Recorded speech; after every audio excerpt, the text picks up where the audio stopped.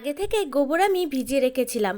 পৌষ পার্বণের আগের দিন আমি উঠোনটা নেপে রেখে দিচ্ছি, যেহেতু একা একাই সব কিছু করতে হবে। কিনে আনা গুঁড়ো দিয়ে ভালো পিঠে হয় না, সেই কারণে নিজেই বসে পড়েছি চাল কুটার জন্য।